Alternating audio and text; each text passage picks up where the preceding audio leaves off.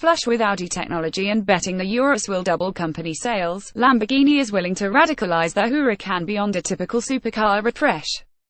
When an updated Huracan arrives in late 2018 or early 2019, it could adapt rear-wheel steering from the Aventador S and a 48-volt electrical subsystem similar to those in the Audi SQ7 and Bentley Bentayga.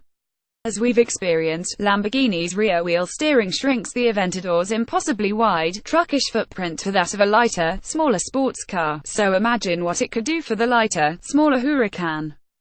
According to a senior Lamborghini engineer, the issue of cost, even in a Lamborghini, has executives wavering since the Huracan is supposed to be the entry-level supercar.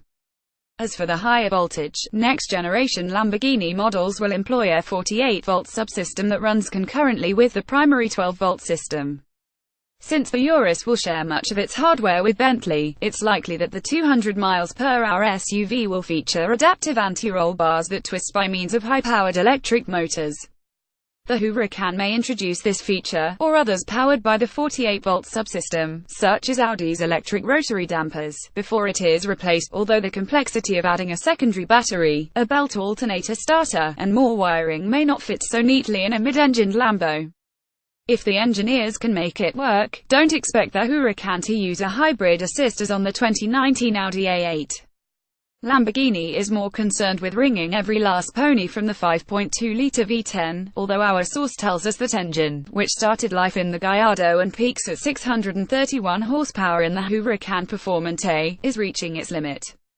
Regardless of whether Lamborghini increases power and rewires the entire car, the team is also considering a GT3 version that would be more hardcore than the rear-wheel drive Performante introduced this year.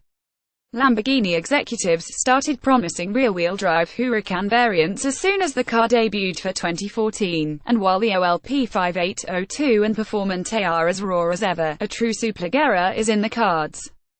Picture a street-legal version of the latest Super Trofeo Evo race car in the vein of the Porsche 911 GT2 RS, and you're not far off. But like all of these proposals, the GT3 hasn't been okayed for production. Whatever final form the refreshed Huracan takes, it'll no doubt keep us out of breath for several more years.